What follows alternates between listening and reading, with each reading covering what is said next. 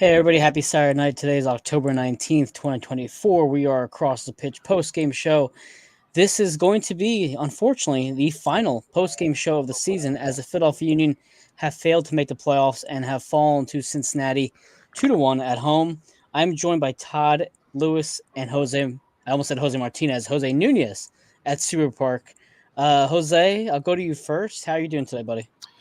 I'm doing well. I don't think I'm shocked by any stretch of the imagination. I think, as I spoke with Todd and many people up in the press box leading into the game, I came in with disappointment in mind and hoping to be wowed and surprised when the Union somehow miraculously make it into the playoffs. But ultimately, I think we all left with what we expected, which was Philadelphia finding a way to shit the bed. Right? There's no better way to put it. So. It is what it is. This is going to be a long off season, a lot of thinking internally, I'm sure, and a lot of movement that's to come. How about you, Todd? How are you feeling tonight? Well, I don't know. I mean, a little bit emotional that this is probably the last game. I mean, yes, you still have Union too, but first team games and everything. I mean, it's crazy. I mean, I was thinking about this on my ride home, that ride to the stadium, that there was a real possibility that we could experience the longest off season that I think I can speak for all three of us have ever experienced. And there's of course going to be a lot of content from all of us. But I don't know. It's just a weird feeling that, look, I mean, it's brisk out here, I would say, Jose. The wind's blowing, and it feels like playoff soccer. And it's what we've become accustomed to the last 7 years with this team. And unfortunately, the Union aren't going to partake in that this season. And yeah, it's strange just coming here every week, every other week, and traveling to so many away games and knowing that it's all come to an end here tonight, and not knowing what the future is going to look like for any of us, really. Honestly, next season, covering the team, I mean, you hope that we all get approved and everything for next year, but you hear little rumblings that things are potentially changing next year. And so, I mean, if this is the end of being pressed, I mean, it's a little bit emotional. So you want to take in the scenes here at Subaru Park, and Mark Mello and his staff are doing a lot of work right now getting this field They ready are. for tomorrow. They are. So, I mean, I don't know. I mean, you can probably hear it in my voice. Very, very, very emotional. Well, you guys mentioned tomorrow. I'm wearing a Bridge Brigade shirt today because tomorrow, as you guys said, the Philadelphia Union 2 be host at NYCFC for the playoff match. A very good Union 2 squad. So obviously wishing them the best of luck as well. But in terms of tonight's performance, guys, very disappointing, but not at all surprising. And I think that's pretty much how a lot of fans feel. I've gotten a few reactions already. I had one fan send me an email that they sent to the front of the ticket box, whatever people, canceling their emails, and I'll read that email shortly. I think it's very We're well at that written. point of the grief, the pattern, or whatever it is, the roller coaster of grief. It's a roller coaster of emotions right now for everybody involved. But you know what? The worst part is that the Union got exactly what they needed tonight. They got a Charlotte win over DC. We saw Montreal win, but that was fine. All we needed was one of them to lose. Oh, And we Montreal got, won? I I'm believe sorry. so. Montreal won, but we needed them to lose. That's right. We Thank needed you. them to lose, but we also needed at least DC United to lose, and they did. They lost to Charlotte tonight. So we had it. We had it right there. We had everything lined up perfectly for us, and the Philadelphia Union failed to take care of business at home after securing a very early 1-0 lead from Quinn Sullivan, who arguably could have been one of the most impactful players we saw this season. So, going again to you guys first. Jose, thoughts on the lineup before we get into the match itself, and thoughts on how the team came out in that first 15, 20 minutes? Interesting lineup. I think I mentioned to Todd right away once. Tom Villa, I believe, was the Union staffer who provided us tonight with the lineup sheet. And first thing that came to mind was where's Stanley? What happened? And I was able to ask Jim about it at the post match press conference, and Jim's comment was that he played two, just about, and I watched them myself, just about full games against Aruba. Not the greatest competition, 130 some team in the world, but nonetheless he played minutes. And the idea was that Danley came back and only really had a day and a half to prepare for a Cincinnati match, which is all fair and good. But I personally question that, Todd, in terms of that thinking, because he is a professional who has played in League He has played against PSG. He has played against Bordeaux. He has played against incredible opponents out in France. And you're telling me that he, as a competitor, cannot figure out how to play against FC Cincinnati, who have had a terrible run of form over the last 3-4 games, whatever it is. I personally don't buy it. And it is what it is. Maybe I'm sharing a little bit more opinion, but that was really my only question to the lineup. And good first 5 minutes, and then from there it sort of became the Union way of just finding ways to not get it done. And that's exactly what Andre Blake spoke about before the season started. When the team has to rise to the occasion, they need players that are able to rise to the occasion. And unfortunately, they don't have that from spot number, honestly, with all the departures, I would say spot number 12 onwards that can come in off the bench and do so. But I maybe should save some more of this commentary for a little bit from now. Todd, what you want to sort of answer that question a bit too? Yeah, I think Jose's right. I don't think any of us are here to give our thoughts on the end of the season. There's going to be a time and a place for that type of content. Not tonight. The lineup. I said this to Jose. I said you felt everything change once Daniel Gazdag exited the game. Once that happened, the Union went to a 4-4-2 flat formation, and that meant that the Union really didn't have that outlet in the middle. You wanted both Ty Baribo and Mikael Uhre to stay up high, and occasionally they would drop in to collect the ball where Daniel Gazdag normally would. But Cincinnati did a really, really good job taking away any threat the Union had out wide. And, I mean, my thought process was, and I've said this in the past, where it was pretty obvious that this team didn't have a backup to Daniel Gazdag. You think a couple seasons ago, the Union go out and make that trade with Montreal, hoping he could be the backup to Daniel Gazdag, and we see what Joaquin Torres is doing in Chile, I believe he's at, which isn't much. And he was given an opportunity here, didn't fit, more of a winger than a cam, and it's a lot of holes on this roster. And I don't buy into, Danley played a lot of games and everything. Like, look, I get that. But, and maybe Jim Curtin could have elaborated a little bit more, too, where let's not forget, too, Danley hasn't had an off season yet, because when the Union brought him, Ligue 1 season basically had been over for a month, and that's really not enough time to rest and recover your body. And so he got thrown straight into it. And so I can understand where Jim Curtin's coming from. But at the same time, where this is a must-win game, and Jim Curtin even said it too in his post-game press conference, that Danley's going to be a great starter. He said starter for this club, and he's an incredible player. Yeah, exactly. And so, full of compliments, and Danley had a fantastic game, and he's been pretty wonderful the limited amount of games he's played this season for the Union. And so, I don't know. I mean, Jim Curtin's talked so many times in the past, you get your best players in the game, and it doesn't matter how you get them in. Danley Jean-Jacques, one of the Union's best players here, I would say, in the second half, and doesn't get the start tonight. But for me, I mean, everything fell apart once Daniel Gazdag went out injured. So you bring up a great point with your best players being on the field, and Evan says, you have Danley come on, you have a 37-year-old sub in Bedoya, and then you have Ralph Finello extremely late. There's just a lack of urgency, but lack of depth on the bench for Jim Curtin to use. And fans are disappointed by the fact that that's all you have to work with. At the same time, where was Jesus Bueno? Are we going to throw Sam Adenin out there at all when we're down a goal with desperation mode basically needed? There's a lot of things that were left unanswered tonight from the fans' perspective, and just in general, the energy shifted so poorly in from their body language. I think after that own goal went in.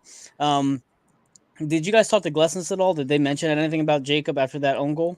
So real quick, I'll go ahead and take the dinner round. We actually did get an answer to that. Okay. Sam had missed majority of practice last 2 weeks because of a foot injury, I believe it was. And so he was only able to practice yesterday, Friday, and it wasn't enough time for him to, get acclimated. And so that's why he was held out, because of that injury. And I think, so many fans complain about Chris Donovan. Why is he on this roster? And on a new he hasn't deal. played. He hasn't played since July 13th, I believe it was, against Toronto. That's the last time we saw Chris Donovan play. So, I mean, you're talking multiple months. He played 7 minutes in that game. He gets a new contract, like Jose said.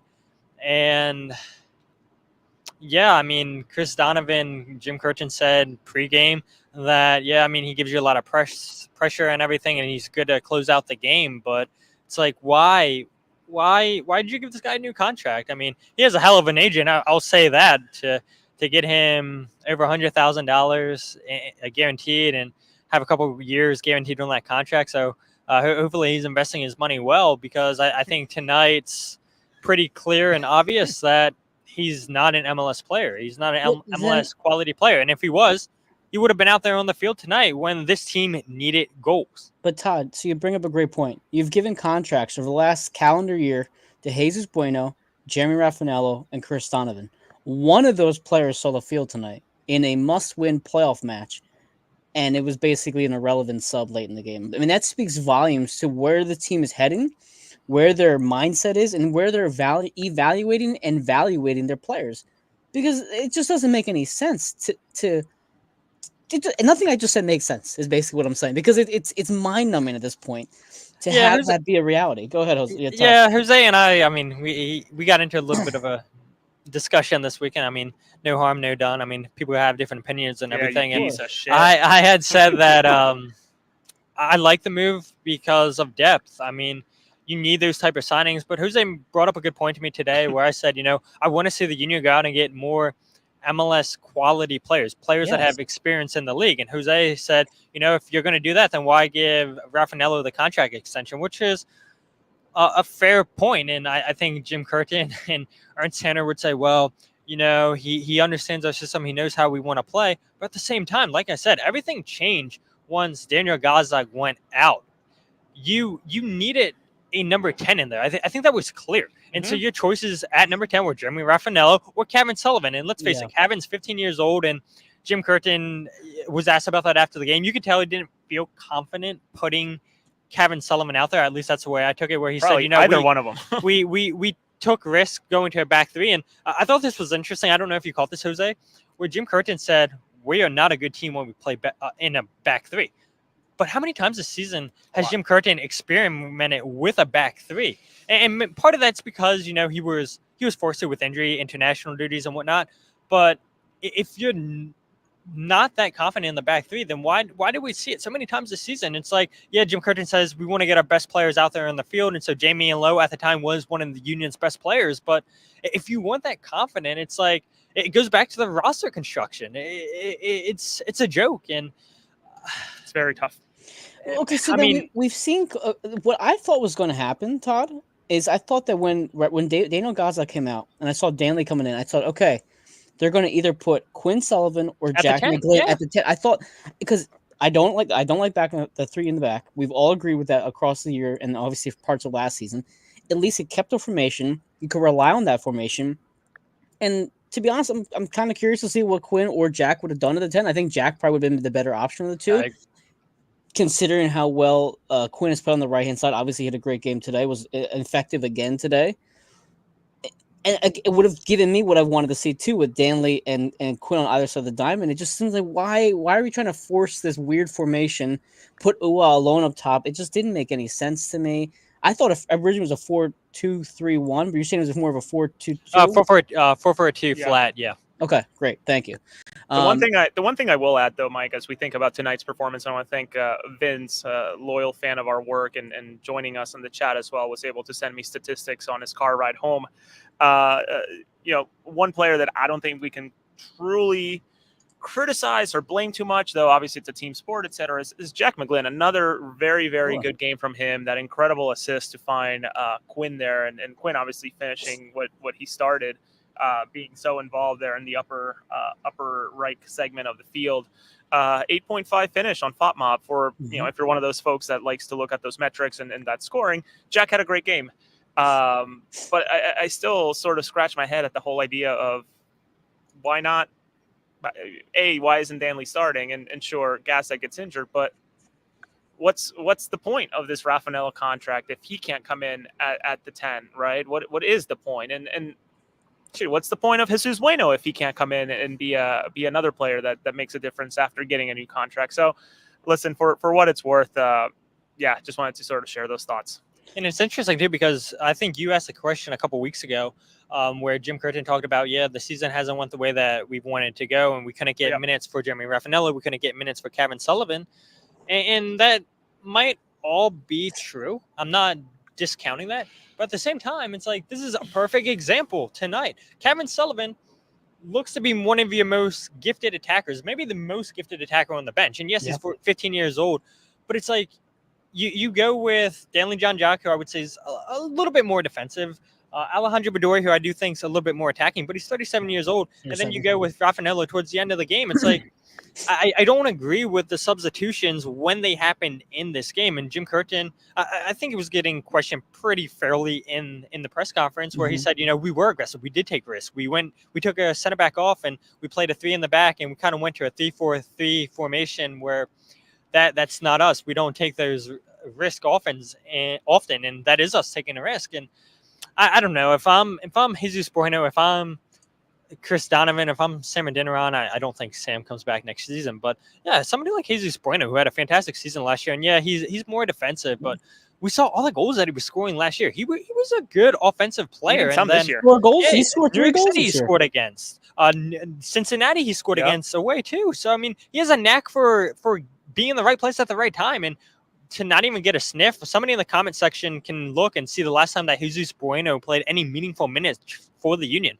It's probably been a while. And I mean, I feel for a player like him who was starting to come onto his own and started getting call-ups with the national team. And now those call-ups look so far beyond. Yes, we saw him get caught up again this season, but as a replacement, as a replacement. But then when Venezuela had more call-ups and everything, he wasn't on the roster. And I think that tells you how far he is on that roster. And it doesn't help when he's not coming on the field.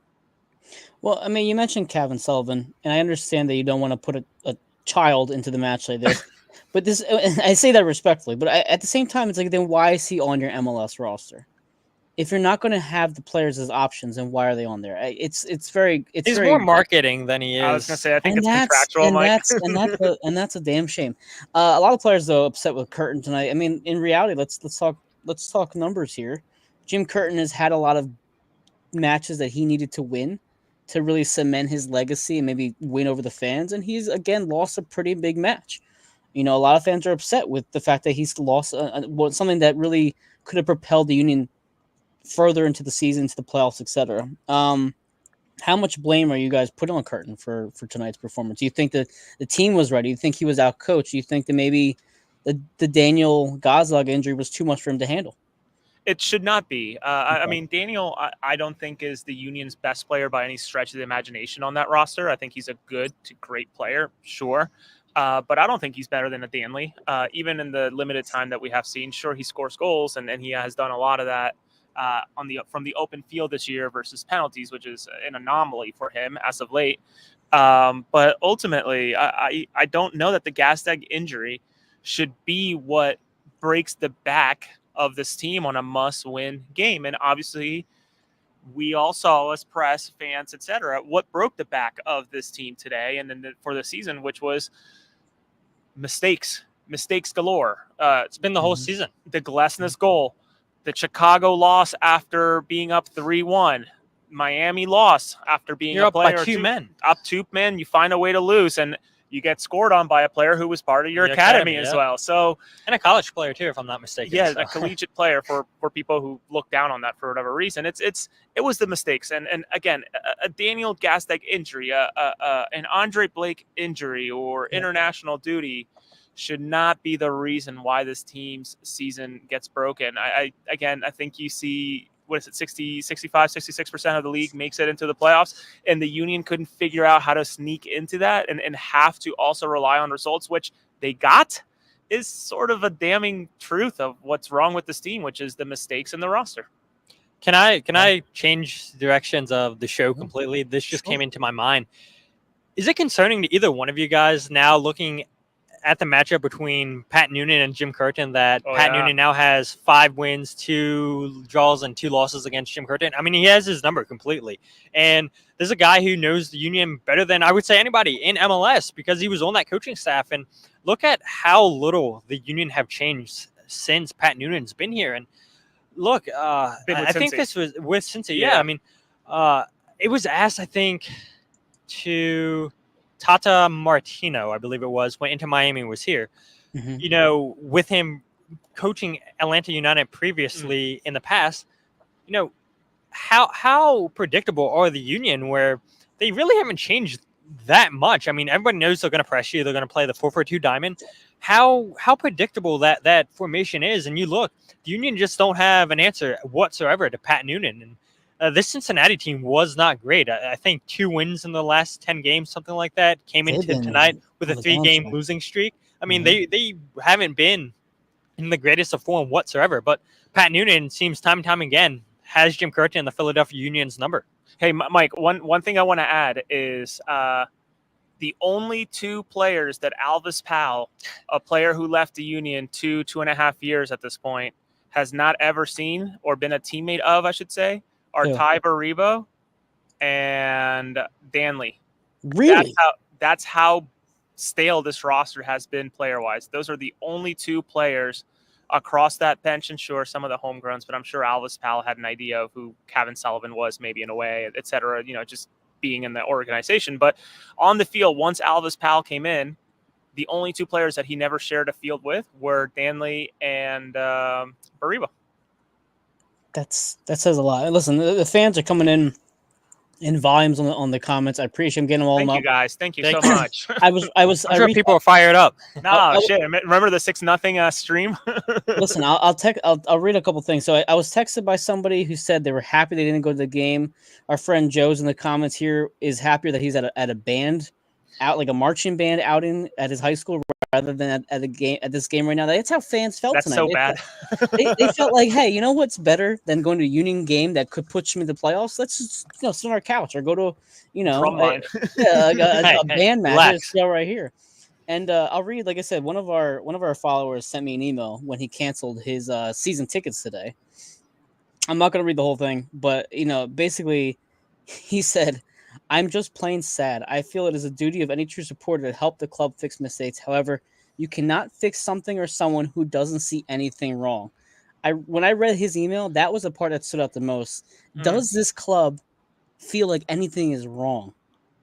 And it as of right now, I want to say no. Todd, I feel like I saw your eyebrow perk up there. Todd, Jose. I'll go Jose? super quick. I think it was also very apparent in telling it. And Jim Curtin is very thoughtful. And I think, Todd, you would agree, smart with the words that come out of his mouth, with what he says, how he says it, and the way that he sprinkles ideas, thoughts, and maybe telegraph things in a way too. He was very open and clear that this team does not need a remake, but a retooling. So it does not need turnover. It just needs retooling. So for what it's worth, I think that gives you an idea of what he wants. Now, is that what Ernst Tanner wants? That's the question. Todd, your thoughts? What can I say without getting in trouble? I mean, I get in trouble. I get in trouble plenty. So go ahead. Yeah. No, I think there's good quality players on this team. I don't think anybody's denying that. I mean, Kai Wagner comes to mind, Andre Blake, Daniel Gazdag, Ty Baribo, and Jack McGlynn, Quinn Sullivan. You have players that you can build a successful team around. But I just go back to what you look at what Alejandro Bedoya told us in the locker room after the game, where he brought up MLS Cup again. And he said, the issue we have is depth. It was an issue in MLS Cup. It was an issue last year. It was an issue this year. And listening to Ernst Tanner say at the town hall that, look, we had no money to spend in the wintertime, so we made the moves that we made. Then you look at the wintertime where, yes, teams don't really make a ton of moves in the winter.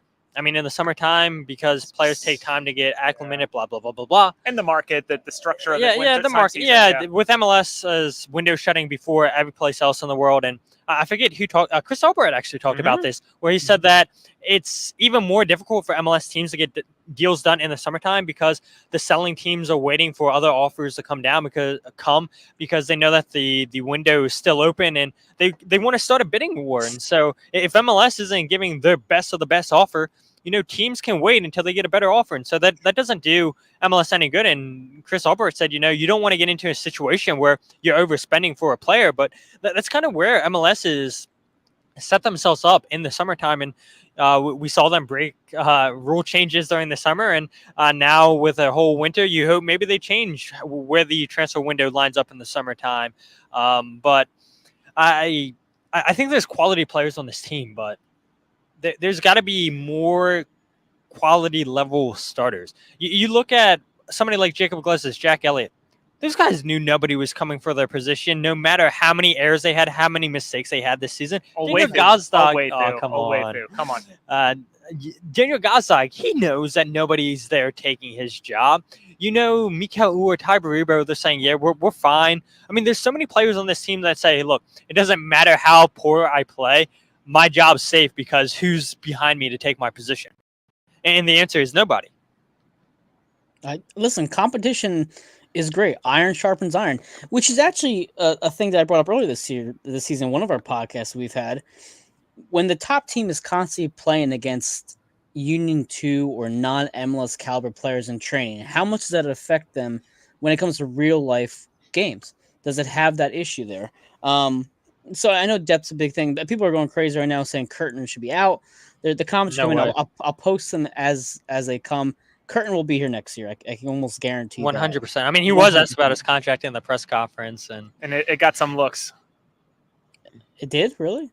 Well, just honestly, and I'm not blasting any reporter, et cetera, but sort of a silly question. I think everybody in that room knows that Jim Curtin is as safe as it gets. The only thing I'll say is that, I mean, it's somebody that's international press.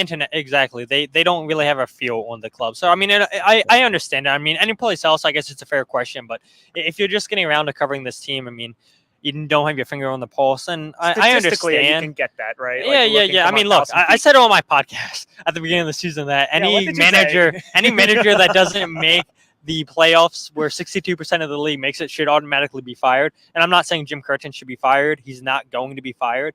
I think in Jim Curtin, you look what he's done with Little. I mean, we're talking about how this team has no depth. Yeah. And to see Jim Curtin get this team in the playoffs year and year again, and to make MLS Cup against a team in LAFC, and for that team to be so close, Jim Curtin does the best he can with the players he has. And I know the argument can be made, well, look at Ty Baribo. Look at the season that he had, and he was there last season. You didn't give him any opportunity. You didn't give him any opportunity this season with Julian Kranza and what could have been. Fair points. And Jim Curtin has his guys. Like I think he would admit that he has the players that he trusts that are Jim Curtin type players. I can confirm that. I think he would 100% say that. And look, it sucks that Ty Baribo, it took him so long to get an opportunity, but he's a player that took advantage of his opportunity. And you need to have more players that, I don't know, care about the badge, care about, what the implications are of not making the playoffs. So you guys talk to the players in the mixer room. What are some quotes? What are some vibes? How do they feel after a very, deflating season? Why don't we go in order of the players that we sort of spoke with? I think, and why I mentioned it was a perfect segue in terms of talking about what's on the badge. Actually, I find it kind of comical that Bedoya spoke like the badge was on his heart, when in reality the badge is right in the center of the chest with how stupid these fucking jerseys are this year. So like it didn't like click in his head that like, oh yeah, the badge is not actually on my chest. What?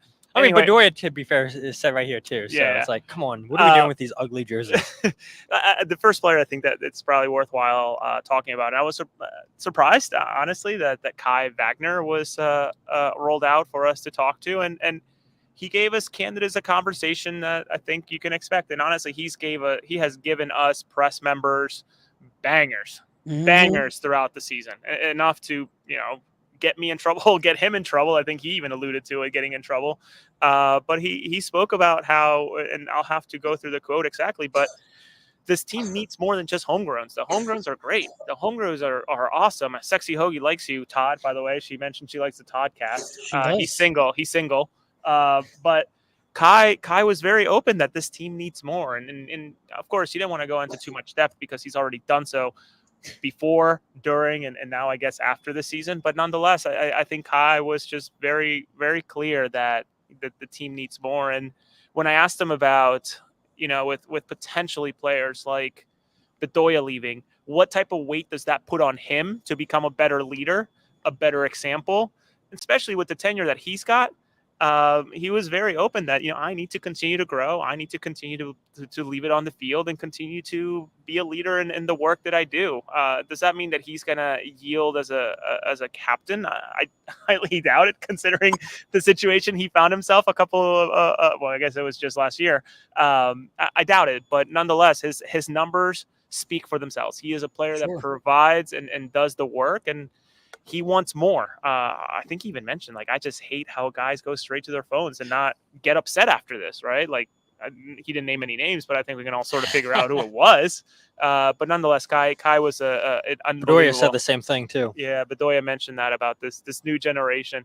Todd, any thoughts on Kai that maybe we can you want to share? I'll be honest, dude. I barely heard what he said. You're a little further back. Yeah. So I didn't hear what he said really, or Jacob Glesnes. So yeah. So I listened to Glesnes a little bit, and I don't even think you had to hear him. You could tell that he was a man that felt defeated. He looked really somber, considering the situation that he put the club in for the second time this year. Before you continue with that, let me just make a comparison. Ryan Howard in the Phillies, he goes on the first base line, he tears the Achilles, and you just felt the stadium get deflated. You kind of knew that was it. When I saw that Glesnes own goal, that was one of the first things I thought of. Was it that deflating? The window is finally shut. Kai spoke about that, Mike. Actually, Ryan Howard? I mentioned. No, not Ryan Howard. I don't think Kai has too fucking sense of knowledge on who Ryan Howard is, despite being in this country and in this state for as long as he has. To be completely, Sexy Hoagie was at the game, Todd. Listen, we gotta get Sexy Hoagie on the podcast. No, Kai spoke about sort of, once the own goal went in, that it just felt like everybody was deflated and done, that everybody felt defeated and was just disappointed, and he just felt like there was no way back. Or not he specifically, but his teammates around him felt like the team just wasn't coming back. So just funny that you noticed that, and that's exactly how he felt on the field. Vince, before I shoot at Todd, Vince, one of my followers on Twitter said that the union need to be sponsored by BetterHelp, because the therapist bills are just rolling through right now. So a great segue there, Vince. Go ahead, Todd. What are your thoughts on all this? On Glesnes? Yeah, well, what did you notice from Glesnes? I know you listened to him for a little bit, and I didn't hear anything that he said. Shit. Yeah, I don't know what he said. Maybe we should fast forward to Bedoya. We'll continue on that. But even just as Jose mentioned, the deflating feeling that the players felt and the stadium felt, as it's clear that the window is now shut. Pretty quiet. Oh yeah, it was quiet. I thought they were gonna boo. Yeah, were they booing Glesnes or were they saying shit? Yeah, that's the other question. Not quite sure. Man, I don't know. I mean, being around this team all season long and seeing how they act in the locker room, and I mean, you got a really young team. Then you have your veterans and everything. And I think the veterans have been around and they know exactly how to act. And I mean, your younger players are acting how any young players would act. So I mean, I don't know. I mean, it's emotional and just thinking about all this. And I know I'm completely diverting away from your question, Mike, but that's okay. That's okay. This show honestly is just a rant fest. I mean, right, I can't even keep up with the comments. I'm trying to listen to you guys, but these people are angry. People are upset. People don't know what to say anymore. That's a problem, Todd. I don't know what to say. So next question. No, the problem is that we've had these types of shows. This exact show, this exact vibe has been repeated, 20 times this season, where we've just been deflated and upset, and you're running out of adjectives, you're running out of things to say to describe how we feel. And at this point, I'm almost glad it's over. In a way, I'm happy that this season is. I know I'm gonna miss you guys too. it's in a way, I'm just happy the season has come to a close, because at the same time, no playoffs means that the ownership and the front office have zero success, zero satisfaction. Yes, you sold out 2 straight seasons, but that means nothing if there's no games in November and further on to that. It's just simple as that. Jose, go ahead. No, I think it's probably best that we just talk about Bedoya, because he was Go ahead. the Go ahead. longest 12 minutes. 12 minutes of him talking to us, which is honestly longer than most Jim Curtin press conferences. That is a fact. I think Uh, longer. Nah. He talked for a while tonight, Jim Kirkland. Yeah. Obviously, the questions were appropriate. But Bedoya was very emotional. Took some time to. Do you know who Matt Wallach is?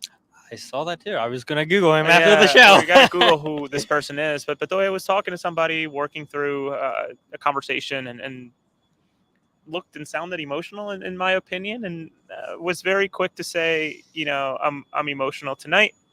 I don't want to say anything that's going to get me in trouble. I don't. That's how I feel. Yeah, I don't want to say something out of line, etc. But he was also very open that he is still interested in continuing to play professional soccer next year, which is not a surprise. He telegraphed that throughout the season with how well he's playing, was outwardly and open about it on Hurt Gomez's podcast. I forget. Vamos. Yeah, the Vamos pod, just outright saying, I'm interested. Analytics say that I'm still a competitive and player that contributes.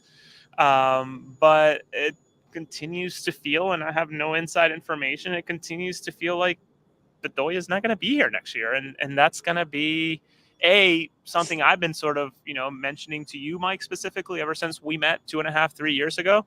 Yeah. But something that's becoming more a reality in what he has meant to the city. But more importantly, where is he going to be? I don't know.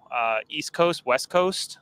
Would he be a player that would be brought in to start a team culture out in San Diego? It makes a lot of sense. It makes a lot of sense. And again, I have no inside information to work off of, but it's the Bedoya. There's a lot to dissect from that, and I think I have all 12 minutes, so I'll have to work through them. But ultimately, it came down to a very emotional player who I think felt like this might have been his last dance here. Well, and not just players, but I mean fans. Like Janine says, this just cements I made the right decision in finally giving up my season tickets after 14 seasons.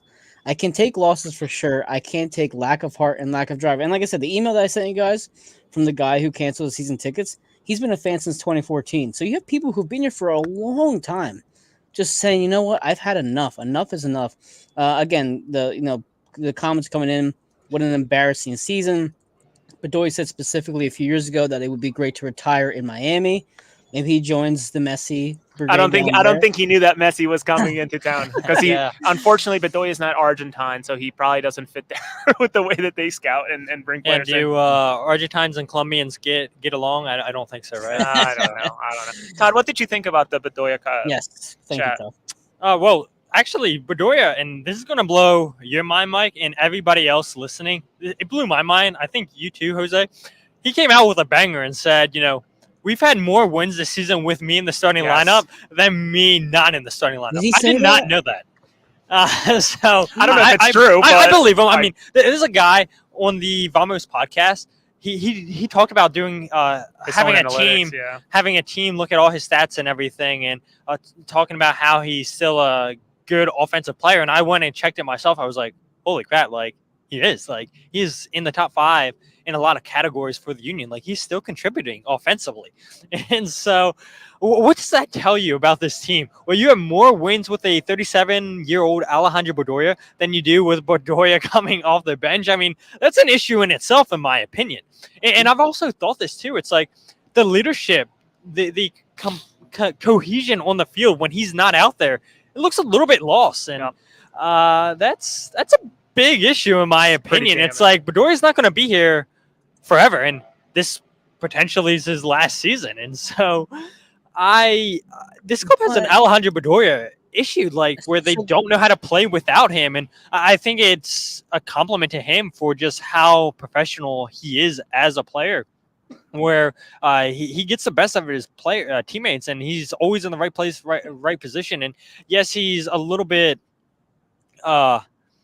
older. Like, we can all admit that, and he's not the same player he was 2-3 years ago. He's only 37. Only 37, yeah, right. But he's not the same player 2-3 years ago. Like, he would admit that too. But at the same time, like, I don't know. I don't think Bedoya is coming back. That's the sense I get, especially with talking to him tonight with how emotional he was. But you're gonna kill me, Jose. You're gonna kill me, Mike. But he does still produce offensively. For the last 10-15 minutes. I wouldn't hate it, especially looking at. And he commented he was happy with his new role. He did. He did say, "I know my role, and I appreciate it, and I made the most of it." I wouldn't be against Bedoya coming back for one more season. I don't know if he will. We saw last year how much of a crap show it was with it getting played out in the media, and eventually Bedoya did get his way, and he came back with the club. But to his credit, he is still producing offensively for this club. Very quiet compared to last year in terms of the jockey for information's getting out. But then if Bedoya comes back, which again I have no problem with, he needs to be like your 16th best player on the bench, not one of your best players on the bench. He needs to be a guy that you can go back and say, okay, I have 4 subs. I got Ilsinho on the bench. I got this person on the bench. I have a few options, and then I have Bedoya. It can't be like I got Bedoya and then I have Marcus Anderson. That's the problem we have here. There has to be a legitimate. I think a lot of people forgot about him. There has to be a lot of depth built into the bench to have a case to bring Bedoya back. If you bring Bedoya back, but then don't build around him, then it's just another wasted season for him in terms of what he can actually bring value-wise to the club. That's a problem. Yeah, and he said it to us. He said this isn't how he wants to go out. This isn't how he wanted the season to end for him. And what would have happened if the Union would have won MLS Cup? Does he suddenly retire and say, okay, I want to go out a champion? Or does he still feel like, yeah, I still want to play another season? Does BJ Callahan call him? Ooh, that's a good shout. You convinced me, Jose, right? Dax McCarty is probably the best example of this, where you look, he went from Red Bulls to Nashville, a brand new franchise, and look what he did for Nashville the last couple seasons. They were making the playoffs with Dax McCarty and battling here. And battling here. Now look, Dax McCarty leaves and they don't make the playoffs. Dax McCarty joins Atlanta United this season and Atlanta's in the playoffs. Look, veteran players do make a difference, just saying. So I mean, if you look at it from a Philly sports perspective, you have Brandon Graham, who is a rotational player for the Eagles. Brandon Graham's not playing every single defensive snap. He's coming in maybe like for 40% of the day. Yeah, situational. It's a situational type of presence to have, and it's a leadership presence. But again, I think more of an off-season question rather than anything. Who is the leader? Who is the next captain in this club? It has to be more than Andre Blake, because Andre Blake can only lead in this little square that he has, and obviously the back line. There's clearly no leader beyond that point, and that is a massive problem.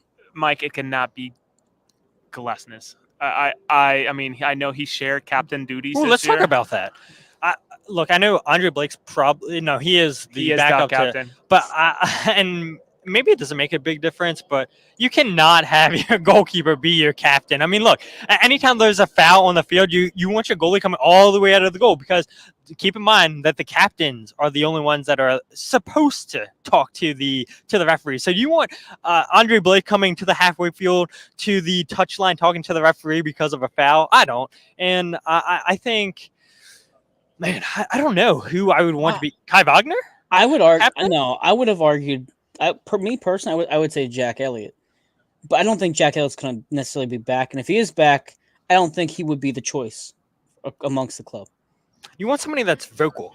Kai Wagner is definitely not necessarily vocal, but someone who has a calming presence to him and I think Kai's too much of a hothead to be that. That's the same reason why Jose Martinez. This is a club that doesn't, and I say this total opinion, this is a club that doesn't care about optics in a way, right? Jose Martinez would have been a perfect captain. Martinez would have been a great captain in a way. But what I was saying is, this is a team that put back-to-back sellout image or whatever the day after they unveil premium seating that did not go over well. And they get knocked out of the playoffs after a terrible, terrible home record. So obviously they don't understand optics too well. No. So that leads me to believe that maybe Kai Wagner is the perfect candidate to be a captain, despite the racial abuse investigation that happened last year against Woods. Yeah, against Bobby Wood. So the numbers say that he should be. He contributes. He's out there busting his ass. Man, he was going back to Kai Wagner. He was talking to you about that. He's like, man, I was pushing for that record this season. 13 assists as a left back. That is insane. That's unreal. 15 assists last year. Like he made it a point to remind us, hey, look, we had 15 assists last year. Everybody's talking about it. 13 assists this year, and nobody's talking about it. Like that is insane from a defender. Yeah. No, I mean, and he's full of shit because I've been talking about it. Yeah, come on. Fucking Kai. And I know he's on Twitter too. Yeah, little shit. Not just kidding. I like Kai a lot. He's such a nice guy to talk to, actually. Tom Boger quote from Kai Wagner. I have not checked that account. I'll have to look into that. He wasn't fucking here. He wasn't here. Did he text him? Yeah, if one of you guys can look into that real quick. So Vince says, honestly, I don't care about integrity or the right way anymore. Let's buy a trophy. LAFC, Miami style. Get Donnie Moorbucks, his army of personal result obligants on our side. I think the problem is, he took pansies. This is a Philadelphia market that requires winning. It requires competition. Look at the Flyers. They got Mishkov, and now he's producing, and fans are more invested again. The Sixers bring in Paul George. The Phillies obviously open their wallet for a bunch of players. The Eagles are always competitive. You're in a market that needs to be competitive, and right now you have a club that is afraid to compete. And they go, as Kyle Krieger from Streampunk Entertainment mentioned earlier in the comments, it felt like in a must-win game, you just didn't give it your all. You didn't go out for it. Jerismo says Wagner's not happy with the homegrowns.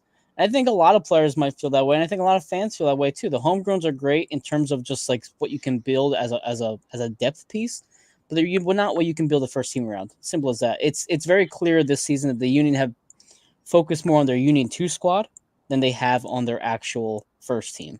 And honestly, the proof is in the pudding. The Union 2 are in the playoffs. They are a very strong Union 2 side, and then the Union 1 is just falling apart.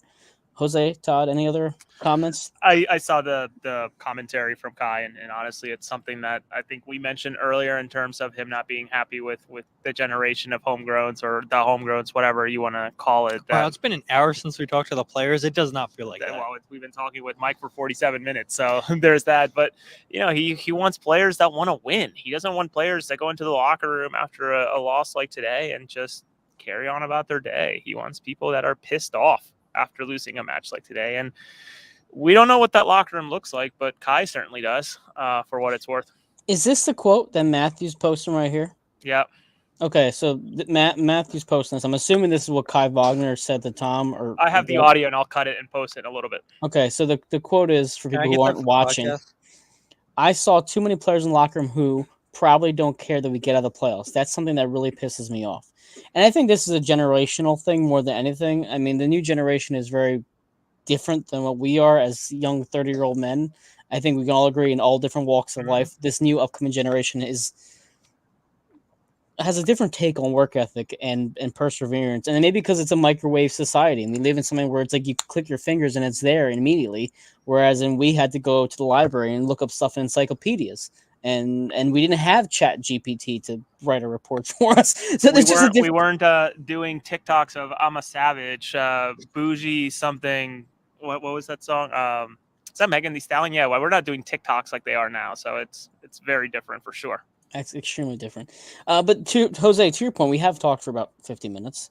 I feel like there's a whole segment of this show that can very much easily be a, end of the season kind of review thing, maybe an off-season show. On November 19th, which is basically a month from now exactly, I'm kind of doing a fans only or fans run Zoom call to discuss things that can be done in the River End, SOB, that kind of stuff. So if people who are watching are interested in that, I'll probably post more about that as it gets closer. It's not meant to be an attack on the team as much as it's kind of pushing to see what changes can be made for 2025 for the River End and SOB. And now with the River End being that premium seating area, conversation is being brought up, pricing that we're going to discuss as well in a month. So that's what's coming up for me. For you guys, do you have any sort of end of season reports or videos? Todd, go ahead. Yeah, I mean, I'll do that, and people probably don't want to watch it because of how the season ended, but I'll do like the top 10 goals this season that the Union scored in league play only, top 10 saves this season. I mean, I think we can all agree that Jack McGlynn's goal down in DC United is going to be the goal this season. What an unbelievable goal he had. And frankly, I mean, this isn't getting talked about enough. I mean, we're talking about this could potentially be Leon Flock's last game, Alejandro Bedoya, but this also could have potentially been Jack McGlynn's last game for the Union. I mean, he's had a fantastic season with the club, and who's to say that the Union don't get an offer that they can't turn down in the wintertime because it's too good. And to see the way that Jack's progressed this season, and Nathan Harriel too. I mean, I don't want it to get lost where, yes, I mean, this was a terrible season, but Quinn Sullivan had a really, really good season this year progressing. Nathan Harriel had a good season. Jack McGlynn had a great season. I mean, you have two players that represented the Philadelphia Union at the Olympics. How insane is that? And to see Jack McGlynn, I mean, once he scored that one goal in DC United, he was taking more and more shots from outside the box, and they were close. And that's a weapon. And yes, Jack McGlynn, for all of his defensive faults that he has, I mean, offensively, what he's done this season's been spectacular. And we talk about the impact of Jose Martinez playing those long ball passes and how big of a miss that was in the second half of the season for the Union. I mean, Jack McGlynn is just as good. I think he probably has the best vision on this team with playing those passes that nobody sees other than him. And we saw it on the Quinn Sullivan goal. I mean, what a pass by Jack McGlynn. And so for this to potentially be the last game of the season for Jack McGlynn as a Philadelphia Union player, I mean, he looked devastated too. What a way to go out. We talked about it. 8.5 match rating on FootMob. I mean, the Union have a long off season and a lot of decisions have to be made. So I think there's going to be a lot of content from all of us. So yeah, look for goals breakdown for this game. I'll do top 10 goals of the year, top 10 saves. We'll do an end of the season press conference after whenever the Union hosts their end of the season presser, hopefully in the coming weeks, because there's a lot of questions that need to be asked. And frankly, those questions weren't deserving of being asked tonight just because, you want to focus on the game against Cincinnati. And so emotions, exactly. Emotions. And so Bedoya talked about it where he doesn't want to give the wrong answer because of emotions running high. So I think there's going to be a lot of really, really tough questions to be asked this offseason, which we haven't seen. I think it's probably fair to say from people in the media. And this end of the season press conference, I'm really looking forward to. Absolutely. Jose, how about yourself? Any final thoughts here before we sign off? Just hard to think, and I'm gonna be here tomorrow for this has never happened. Look at that. Yeah, I'll be quick because obviously they're moving on. I'll be here tomorrow for Union 2, so expect some more coverage as they continue to progress through the MLS Next playoffs. I've been keeping an eye on them. I'm by no stretch gonna say that I'm like Jillian and Kyle of the one team we agree on. Obviously they have been with them all throughout and making sure to update people, but I'll be here providing some sort of coverage, but beyond that, it's just hard to believe that this could have been, what it could have been this season. And when we came here for the first Saprissa game, or even the first, the home opener earlier in the year. But content-wise, I got to figure it out. I mean, I have a list of, top 5 in terms of like best and worst moments of the season. So expect to see that. And ultimately, I think it really comes down to this. And I know we're wrapping up here, but I think Todd would agree with me. And you, Mike, as well, we cannot thank you on the other side of the screen enough for tuning in and hanging out with us, joining, commenting, giving your thoughts, your ideas, etc. It's been a bad season, obviously, but nonetheless, we're just so thankful for your support, and you're the reason why we do it. Yeah, thank you guys. So, I mean, people are saying for you guys to be there next or tomorrow night, but I don't think you're going to leave the stadium at this point. They're going to lock you in. Yeah, so we might not be. I mean, now we got to figure out how Raquinho got into the stadium. That's how we have to exit. Yeah. That's some content for you guys. The Super Park after hours, overnight stay between Todd and Jose. Listen, before you guys get actually officially kicked out, this is Across the Pitch. I appreciate everybody joining us this year for all our post game shows.